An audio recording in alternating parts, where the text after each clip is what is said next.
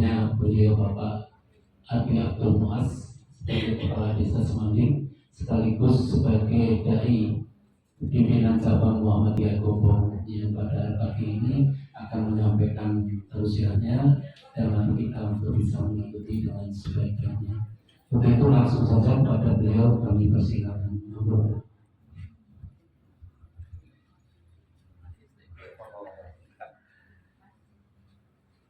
Assalamualaikum warahmatullahi wabarakatuh. Bismillahirrahmanirrahim. Alhamdulillahirabbil alamin. Hadana lil haqqa wa kunna lil Allah. Wa man yudlil ala asyhadu an la ilaha illallah wa la syarika lah. Wa asyhadu anna Muhammadan abduhu wa rasuluh. Allahumma shalli wa sallim ala Muhammadin wa ala alihi wa sahbihi ajmain. Qala rabbi shrah li sadri wa yassir li amri wahlul 'uqdatam min lisani yafqahu qawli.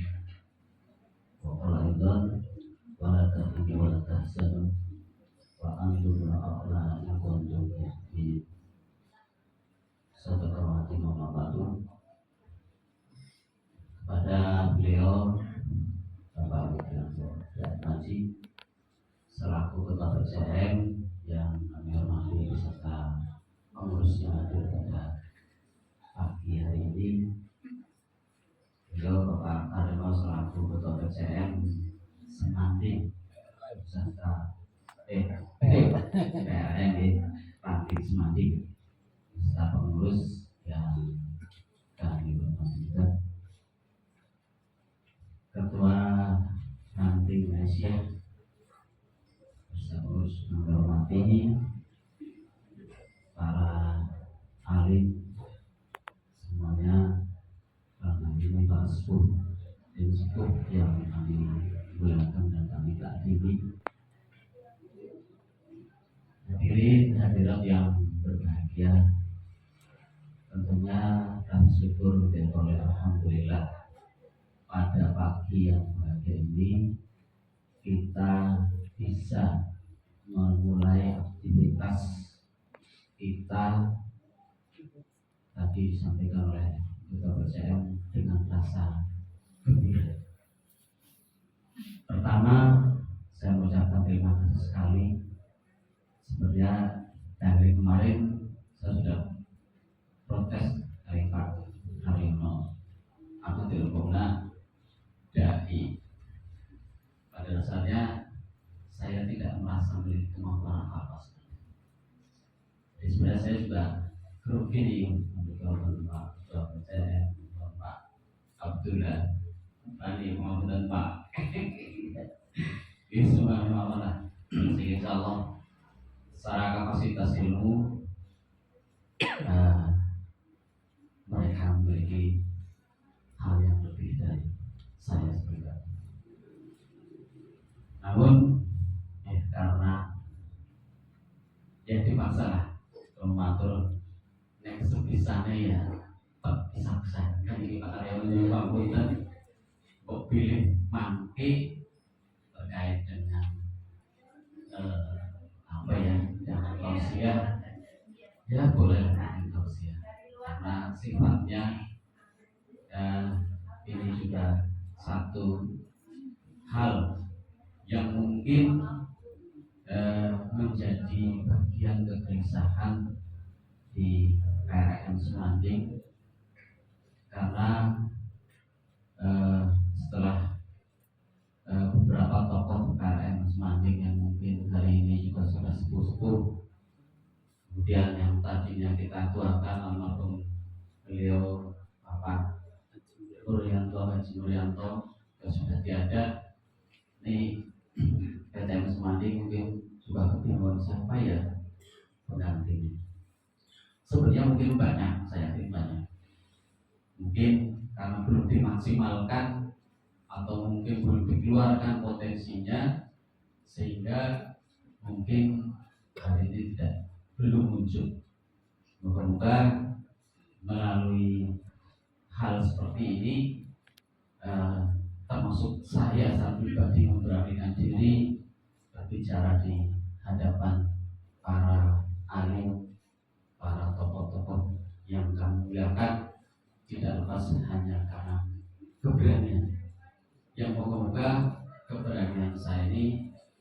nanti bisa menjadi teman-teman yang lain untuk bisa kedepannya membawa Muhammadiyah di Semanding ini menjadi satu yang secara sejarah juga dulu kita punya sejarah di Semanding yang itu Bapak William Sultan almarhum, termasuk di dalamnya adalah beliau Bapak Amin Rais yang masih punya sedikit cikal bakal darah di Semanding ini. Semoga dari hal ini nantinya juga insya Allah akan hadir, akan tampil orang-orang yang bisa mewakili Semanding di kancah persaturan dakwah Muhammadiyah yang kedepannya moga-moga Muhammadiyah ini yang sudah cukup panjang, sudah cukup berumur 112 tahun, ini satu hal yang luar biasa yang bisa dilakukan oleh sebuah organisasi, sebuah gerakan yang bahkan sampai hari ini Muhammadiyah sendiri sudah mendunia. Tentang Malaysia untuk Malaysia 28 negara gitu saya. Nah ini tentunya kalau di era 80-an mungkin masyarakat Indonesia, terutama orang-orang yang mungkin aktif dalam sebuah gerakan, pernah mengadopsi salah satu gerakan Hasan al-Banna. Ya mungkin saya yakin Indonesia juga masih banyak orang-orang yang mengidolakan beliau. Dia ternyata juga Muhammadiyah, moga-moga beliau Kiai Haji Ahmad Dahlan juga sudah diidolakan mendunia. Jadi menandakan bahwasanya memang bangsa Indonesia sebenarnya sebuah bangsa yang besar. Semoga kebesaran yang hari ini mungkin juga menurut cerita ini salah satu dunia menunggu-nunggu bagaimana kebangkitan umat Islam di Indonesia sehingga bisa memimpin dunia. Karena menurut cerita mungkin kiai atau ulama-ulama di Indonesia ini belum terlihat mungkin secara kiprahnya di dunia, sehingga moga-moga nantinya ini berangkat dari Indonesia. Bapak Ibu yang kami hormati, terkait dengan kegiatan kita pada hari ini, tentunya karena ini berkaitan dengan Muhammadiyah, dan saya yakin ini masih di antara kita banyak yang mungkin tidak atau kurang paham, kurang tahu bagaimana sejarah Muhammadiyah. Nah mungkin kedepannya ini perlu kita sampaikan bahwasanya Muhammadiyah didirikan oleh beliau almarhum Kiai Haji Ahmad Dahlan pada tahun 1912.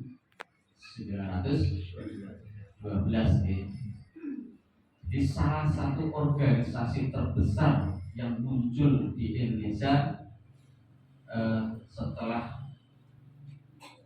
era tanam paksa yang dilakukan oleh Belanda adalah munculnya gerakan Muhammadiyah.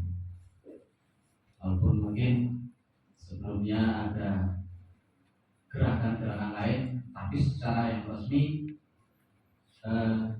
didirikan beliau oleh Kiai Haji Ahmad Dahlan, yang semuanya berlatar belakang dari kegelisahan beliau melihat bangsa Indonesia yang pada saat itu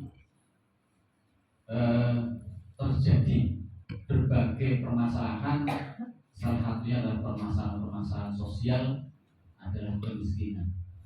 Sehingga beliau Kiai Zaman datang, kalau kita sedikit membuka cerita sejarahnya, timbul satu kegelisahan. Salah satu yang beliau tuliskan dari kalau nggak salah Quran surat Ali Imran ayat 104, wal takumikum umma tuyatuna ilal khair ya'muruna bil ma'ruf wa tanhauna 'anil munkar.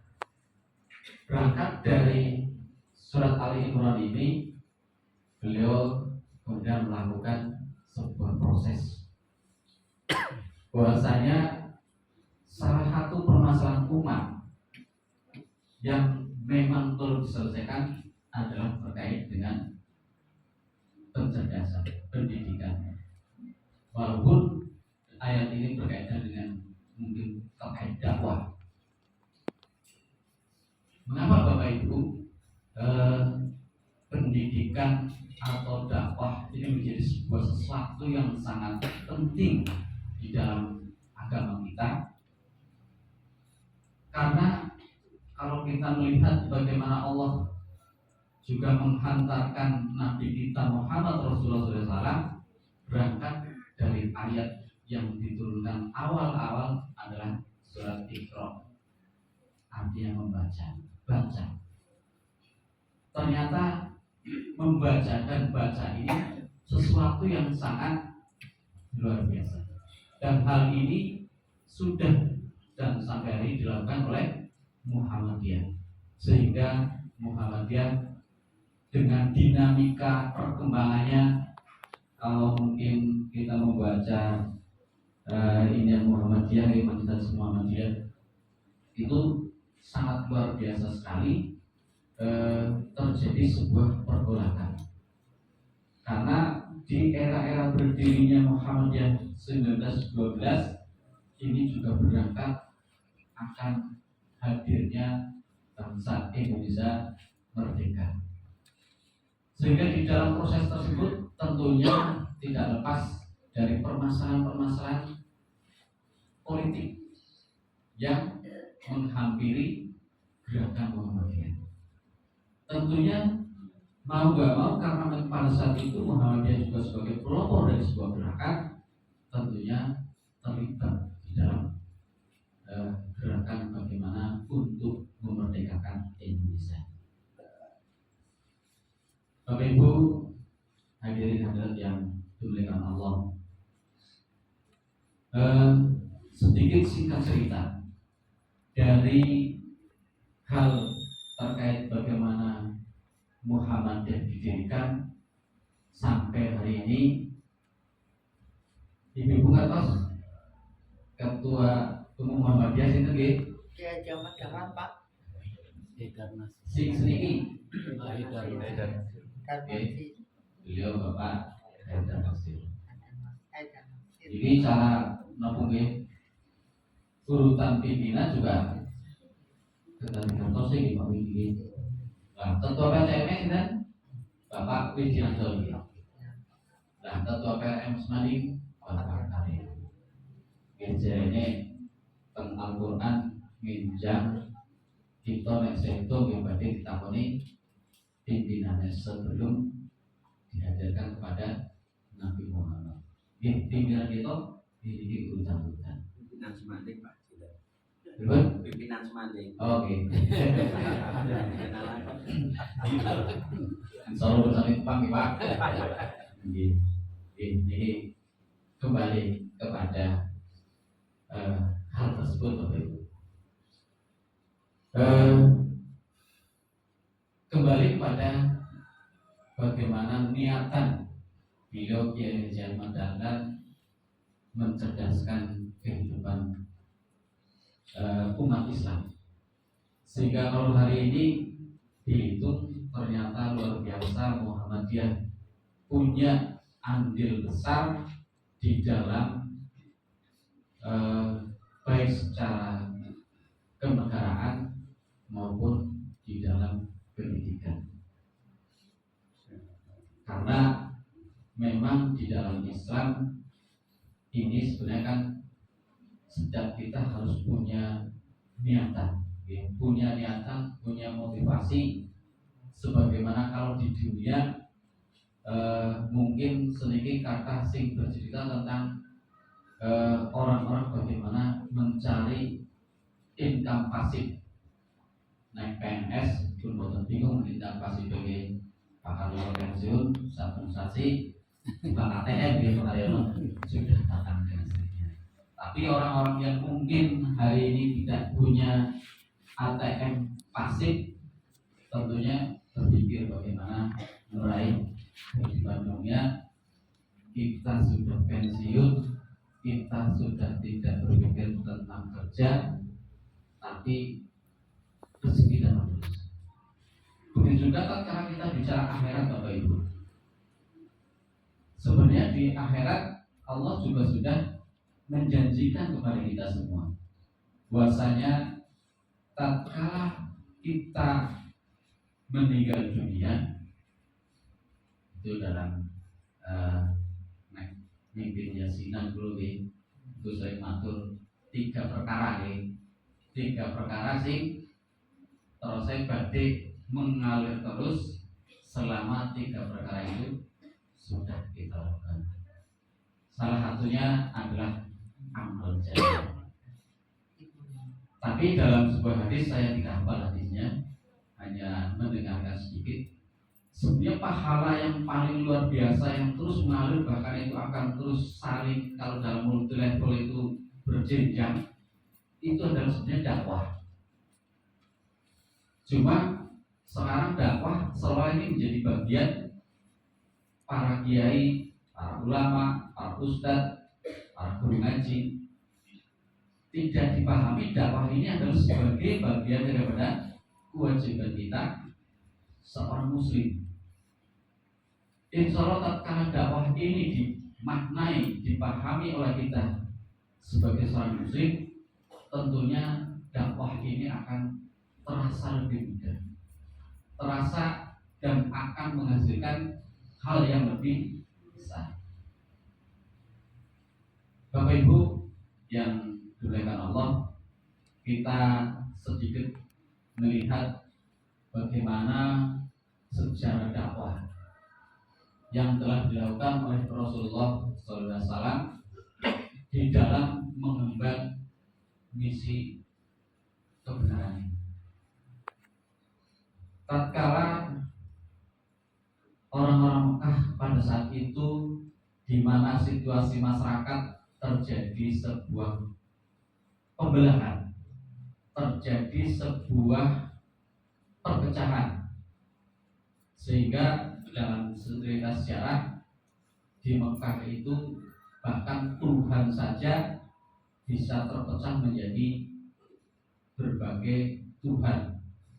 Kalau menurut cerita, kalau nggak salah sampai 360 berhala yang dipasang di Ka'bah, yang menandakan masyarakat pada saat itu terkait dengan pemahaman Tuhan, pemahaman tentang Allah ini terjadi perbedaan, sehingga pada saat itu menganggap Tuhan yang diyakini ini dengan berbagai versi, sehingga dari pemahaman Tuhan ini tentunya menjadi pembelahan masyarakat.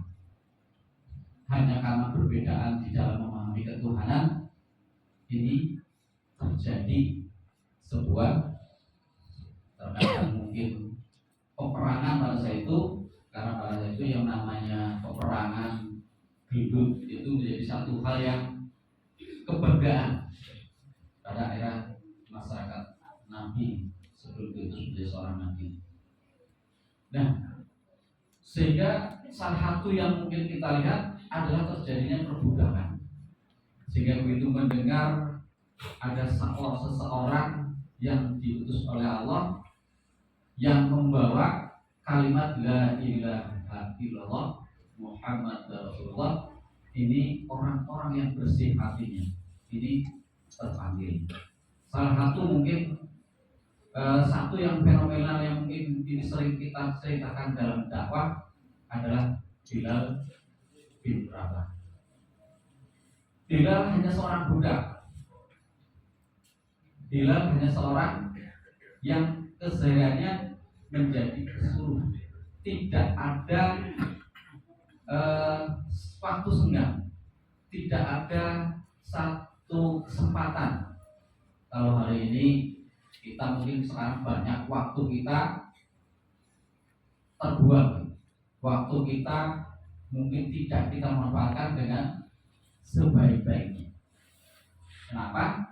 Ya mungkin tadi kalau saya hubungan dengan dakwah, karena dakwah ini tidak dipahami oleh kita semua sebagai sebuah kewajiban buat kita, sebagai sesuatu yang melekat dalam diri kita.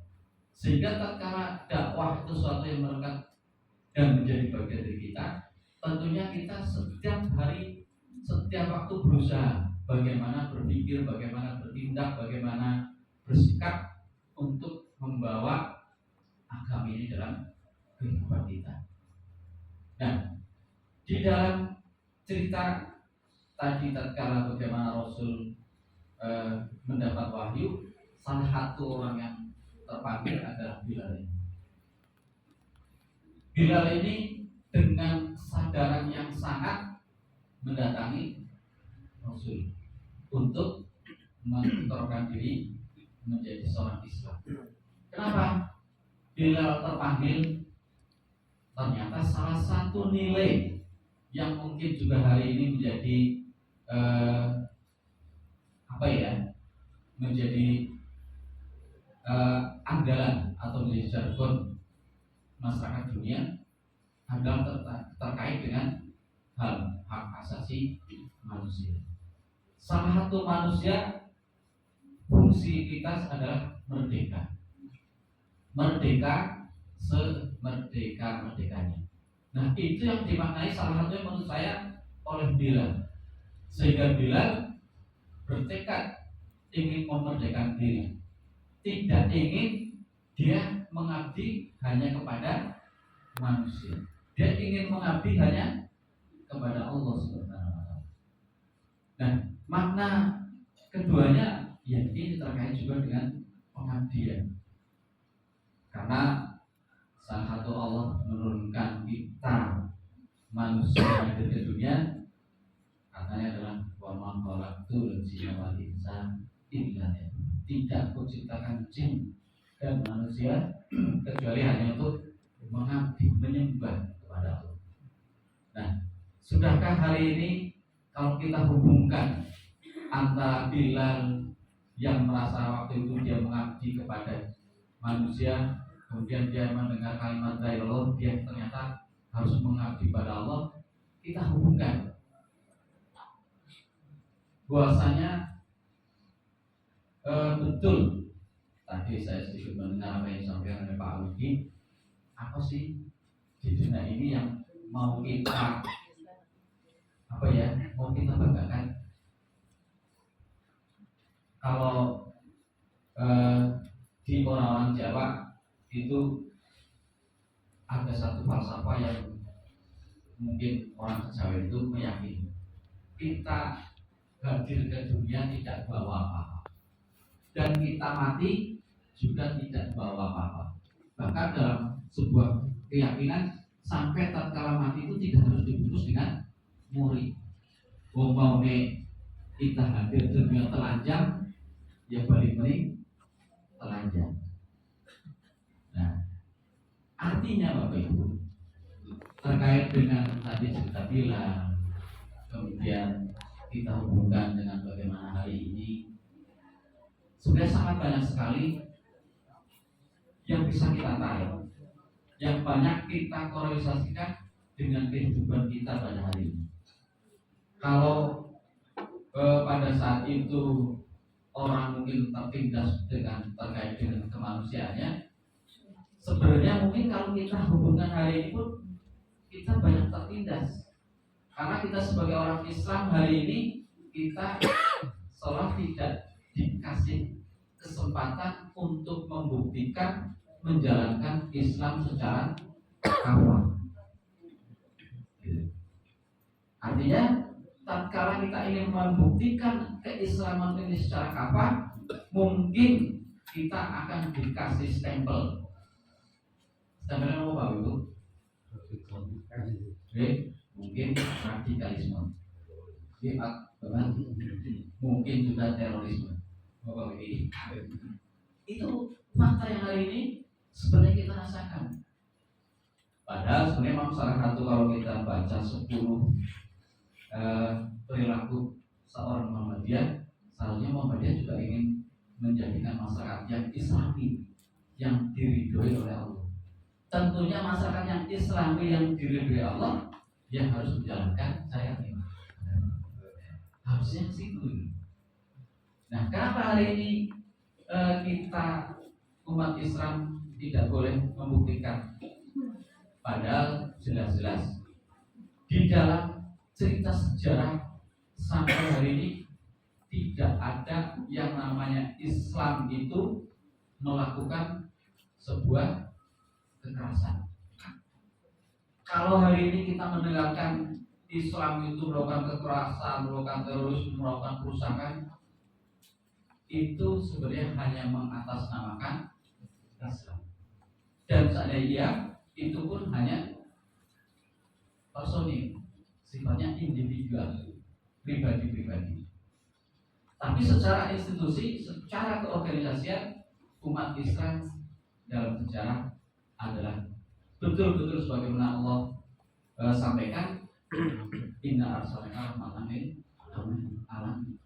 Berarti sebenarnya Islam itu diturunkan untuk menjadi rahmat seluruh alam.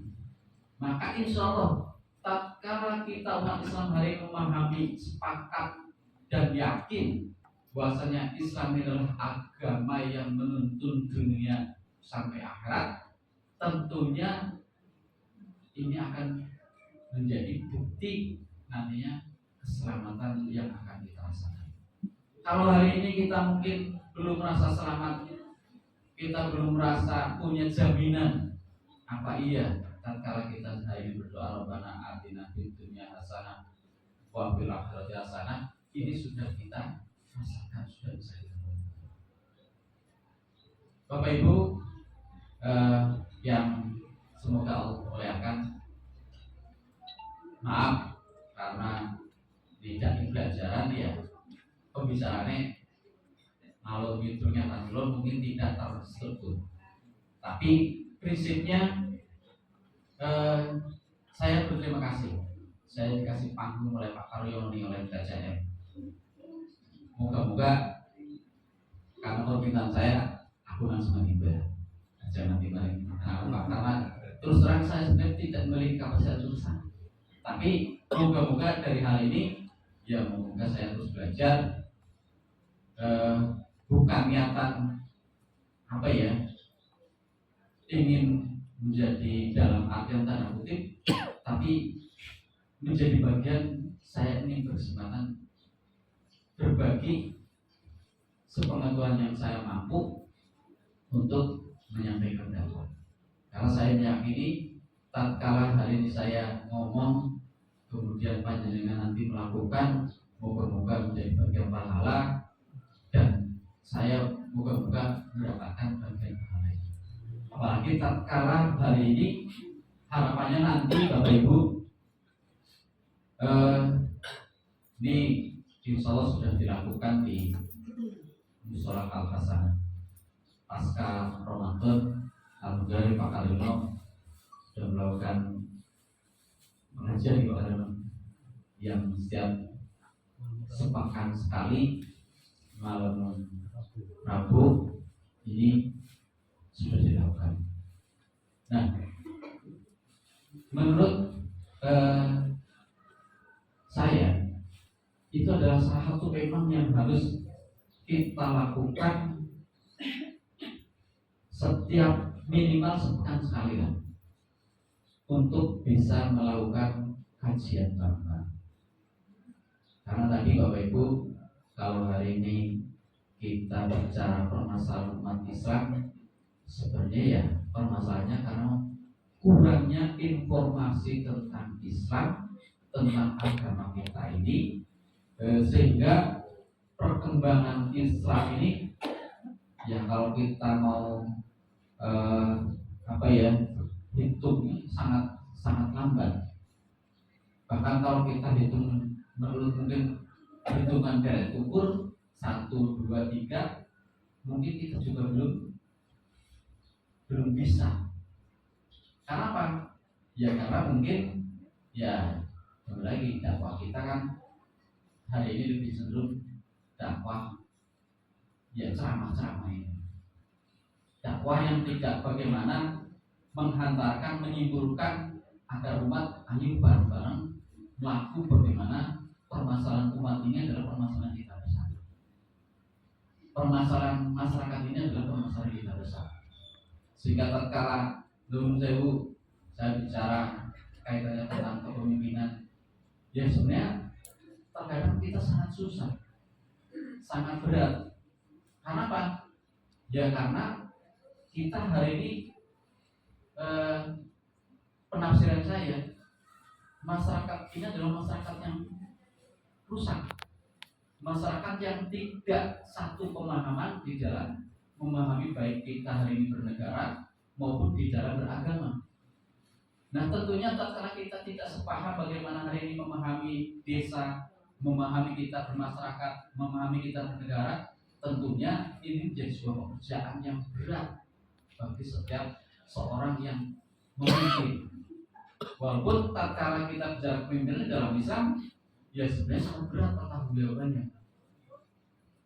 Kenapa? Ya karena pertanggungjawaban seorang pemimpin bukan hanya di dunia, tapi sampai di akhirat. Nah, tapi bagaimana hari ini kita menghantarkan masyarakat atau umat secara umum kembali kepada jalan Allah? Ini adalah sebuah pekerjaan besar.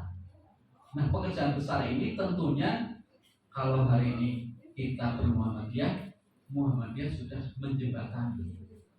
Beliau Kiai Haji Ahmad Dahlan sudah berpikir karena yang namanya dakwah adalah sebuah pekerjaan besar. Pekerjaan besar tidak mungkin bisa dikerjakan oleh pribadi-pribadi dengan sendiri-sendiri, tapi harus dikerjakan secara berjamaah, secara berorganisasi. Dan Muhammadiyah hari ini mewakili sebuah dakwah yang mungkin kalau hari ini Muhammadiyah belum sampai kepada sebuah titik nadir yang terakhir, bagaimana menghantarkan masyarakat kepada sebuah kehidupan yang Islami yang diridhoi Allah, ya mungkin memang ini butuh waktu, butuh proses dan butuh kebersamaan yang tentunya harapannya moga-moga ya nanti ini juga dipikirkan oleh para pimpinan Muhammadiyah dari tingkat ranting, cabang sampai pada tingkat pusat. Karena apa? Menurut saya Bapak Ibu, kalau hari ini kita jujur Muhammadiyah ini mau bersaing dengan negara, sudah siap gimana? Siap sudah siap. Orang Muhammadiyah ini menurut Din Samsudin kita punya hutang tagihan 1 triliun lebih terhadap negara. 1 triliun organisasi Muhammadiyah bisa mengutangi negara. Bukan negara mengutangi Muhammadiyah, tapi justru Muhammadiyah mengutangi negara. Berarti kan sebenarnya kaya Muhammadiyah akeh banget jadi. Oke Pak Bambang. Transit tentara Pak. Ada? Transit tentara. Tentara kita rumah. Duitnya apa itu ya? Silahkan. Oke. Tentaranya kita semua. Karena setiap orang Islam adalah yang memiliki jiwa untuk membela agama. Walaupun mungkin Nun Sewu, ya ini tidak berbicara. Ini hanya mengaji-aji saya, mengaji-aji saja. Kalau hari ini misalkan ada panggilan, bahkan Pak Widi ingin mari Palestina jadi. Ya, panggilan mungkin Allah Akbar, saya hanya diteriaki Allah Akbar saja. Kita tidak berpikir kita pernah megang senjata atau tidak. Dalam sejarah katanya Bung Tomo hanya teriak Allah Akbar mampu mengalahkan waktu itu pilot London apa Inggris Pak? Tentara Inggris yang punya senjata yang lengkap modern pada saat itu. Padahal Bung Tomo dengan teman-teman hanya disenjatakan benci dengan Allah. Tapi ternyata dibuktikan, dan itu banyak sekali bukti-bukti sejarah. Maka saya pernah mendengar cerita kalau hari ini dunia itu dunia yang punya senjata nuklir itu kalau hanya ingin menghancurkan Indonesia cuma berapa butir lah itu hancur Indonesia. Tapi jangan salah, kita banyak punya kiai, banyak punya ustadz, banyak punya para mujahid. Kalau hari kita teriak Allah Akbar, mungkin nuklir itu tidak sampai ke Indonesia. Ada yang menceritakan seperti itu. Hanya pengandaian buat kita yang intinya bahwasanya kekuatan Allah adalah melebihi kekuatan segalanya. Bapak Ibu yang hormati, kesimpulan dari apa yang hari ini ingin saya sampaikan, yang intinya mari bahwasanya dakwah namanya permasalahan umat ini adalah permasalahan kita semua. Tentunya memang ini harus permasalahan dakwah, permasalahan umat itu memang harus kita rencanakan sebenarnya, harus kita planning. Kalau mungkin hari ini kita menggunakan salah satu media Hari Bermuhammadiyah, ini salah satu media yang secara kebiar memang harusnya yang hadir ini bukan penceramah seperti saya. Harusnya yang hadir memang penceramah yang bisa memberikan motivasi yang lebih besar. Tapi justru di mingguan yang biasa seperti di Hasanah, di Minggu,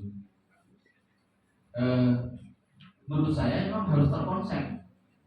Ibaratnya orang jalan harus dari mana mulai sampai titik arah jalannya mau kita tempuh kira-kira 1 kilo.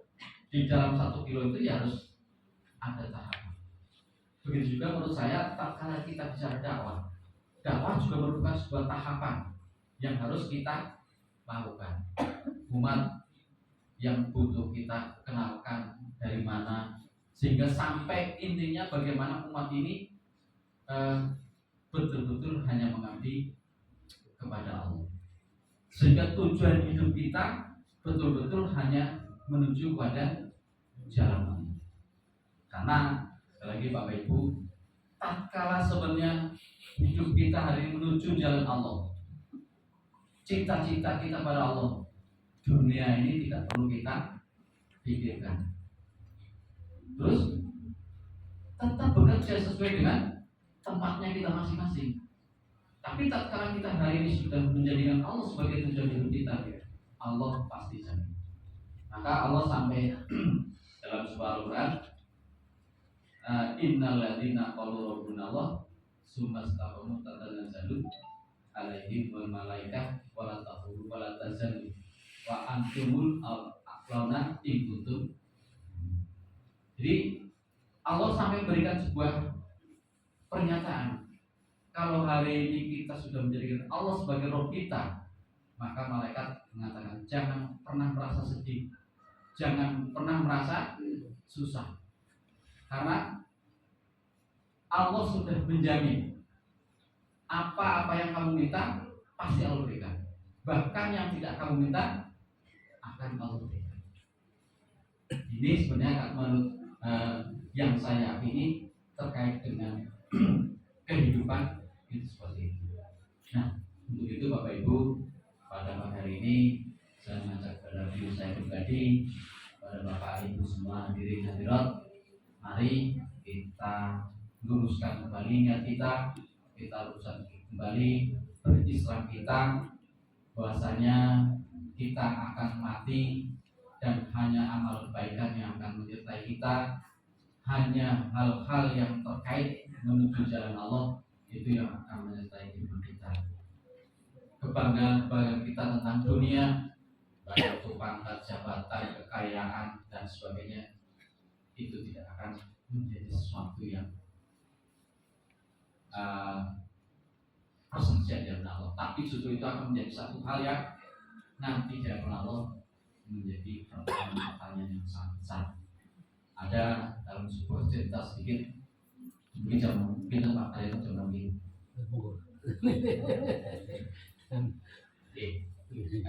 Dua menit lagi. Dalam sebuah cerita, nanti mungkin nanti ninggalin HP.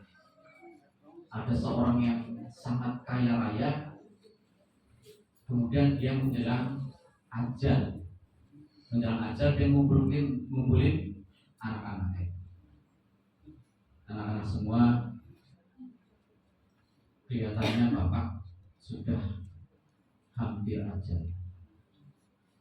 Apakah anak-anak ada yang mau menemani bapak nanti di alam kubur? Nah, kira-kira bapak kita nang latih kita seperti konten boten di Pak Bukin. Kayaknya nggak boten lagi. Nek sing kerso mangke separuh hartanya harus diberikan. Sampai hanya diumumkan karena anaknya betul-betul buruk, diumumkan di masyarakat. Ya kalau sekarang mungkin di media sosial. Nah, ada orang kampung yang setiap hari kerjanya ke hutan cari kayu bakar. Nah, karena mendengar kekayaan yang luar biasa yang akan dijadikan, dia datang ke orang tersebut dan menyanggupi untuk menemani. Hanya orang tersebut membuat kuburan, jadi kuburannya dibuat kayak istana. Nah, ngantos akhirnya singkat cerita orang tersebut meninggal, orang kampung itu ikut menemani. Nah, menurut ceritanya cerita ya, ternyata malaikat begitu datang bukan menghadiri si mayit, tapi justru takon harus ikuri. Lah kok gampangnya ngapa mrene gitu. Nah, ini cerita gitu ya.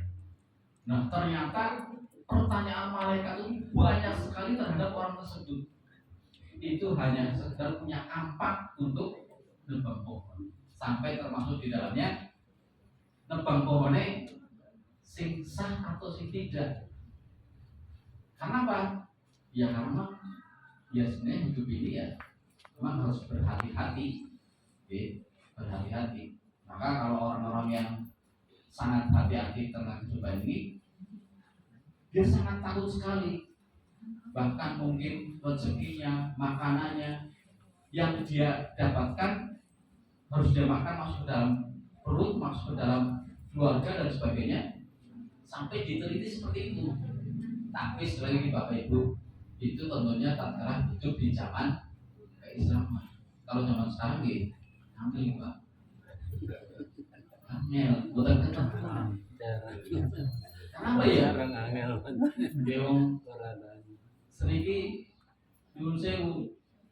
Ya kita ingin menjadi orang soleh ke luar biasa, abot sangat-sangat berat sekali menjadi orang soleh. Maka Imam Ali sudah mengindikasikan kalau nanti salah satu ciri-ciri akhir zaman itu memegang kebenaran bagikan memegang bara. Tidak dipegang bara itu mati, dipegang bara itu sangat panas, pasti terlepuh lah tangannya lah. Ya gambaran kita hari ini menurut saya, tatkala kita hari ini menjadi orang soleh, menjadi orang benar, ingin menjadi ya sama seperti itu sebenarnya. Bapak Ibu, kesimpulannya ternyata orang tersebut akhirnya tidak betah sampai lama, akhirnya balik. Kenapa balik? Ternyata ketemu dengan malaikat itu bertanya sangat luar biasa, sehingga dalam cerita orang tersebut tidak sampai kepada sesuai dengan perjanjian 40 hari ya, kalau salah itu cuma 40 hari belum 40 dinawis orang tua. Oke, itu Bapak Ibu kesimpulan terakhir, ternyata memang dulu menurut sejarah para sahabat itu banyak yang tidak ingin menjadi pemimpin, tidak ingin menjadi orang kaya. Karena pertanggungjawabannya di hadapan Allah, ketemu malaikat mungkar kalau nakir saja sudah sangat lama sekali. Maka dalam sebuah cerita Abdurrahman bin Auf nanti tatkala diadili di hadapan Allah, ditakoni di hadapan Allah itu wah sangat panjang sekali, tak selesai. Oke, mungkin itu Bapak Ibu yang bisa saya sampaikan. Mohon maaf kalau banyak yang kurang berkenan. Saya sebagai hanya belajar, hanya keberanian yang bisa saya lakukan. Yang saya konsep dakwah tentunya tidak terstruktur, tapi harapannya ya moga-moga bisa menjadi bagian untuk diri saya pribadi, kepada panjenengan semua, untuk kita terus belajar bersama untuk bersama. Monggo, karena hakikatnya kebenaran ini akan terasa ringan, tatkala bisa kita lakukan bersama-sama.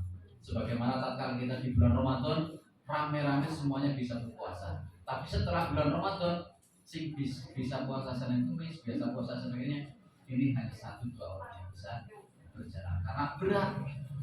Tapi tak salah barangkali insya Allah akan. Demikian kelebihnya. Wabillahi taufiq wal hidayah. Assalamualaikum warahmatullahi wabarakatuh. Disampaikan terima kasih kepada Bapak Abdul Mas yang telah memberikan tausiahnya kepada kita. Mudah-mudahan kita bisa mengambil hikmahnya dan bisa mengimplementasikan dalam kegiatan sehari-hari, khususnya untuk menjadi dalam kita beribadah dan menjadi orang Islam adalah melaksanakan Islam secara kafah, hanya secara syukur-syukur dan tidak sekali untuk semata-mata karena Allah SWT. Amin. Ibu-ibu sekalian, sebelum saya akhiri perlu kami sampaikan, pertama terima kasih atas kerawan Bapak Ibu sekalian, khususnya dari pimpinan cabang Muhammadiyah dan jajaran pengurus serta sesepuh yang ada di Semanding, terutama Bapak Haji Muhammad Ruslan, Bapak Haji Abdul Mandi, Bapak Haji Umar yang hari ini bisa ramah, dan Bapak Ibu sekalian, sekali lagi kami penyelenggara mohon maaf manakala di dalam kami mempersiapkan acara ini masih sangat kurang ya, karena keterbatasan kami, dan mudah-mudahan untuk saat-saat yang akan datang kami bisa laksanakan dan lanjutkan. Sekaligus kami mohon maaf kepada bapak-bapak, ibu-ibu yang barangkali dengan kegiatan ini ada halaman ataupun tempat yang di sekitar dalamnya terganggu. Kami sangat mohon dimaafkan dan terima kasih sekali atas kesediaannya untuk memberikan kesempatan pada kami menggunakan halaman atau lingkungan dalamnya. Dan untuk berikutnya Bapak sekalian, monggo untuk bisa menikmati apa yang disediakan oleh penyelenggara. Sekali lagi, kalau ada kekurangan kami mohon dimaafkan. Tapi untuk pelaksanaannya monggo antri karena kondisinya sejak bapak-bapak kita di sini aja bapak undangan untuk bisa nanti disiapkan kebutuhan. Mari Bapak sekalian, kita akhiri kegiatan pagi hari ini dengan membaca hamdalah bersama-sama. Alhamdulillahirabbil alamin. Dari kami sekian. Wabillahi taufiq wal hidayah. Assalamualaikum warahmatullahi wabarakatuh.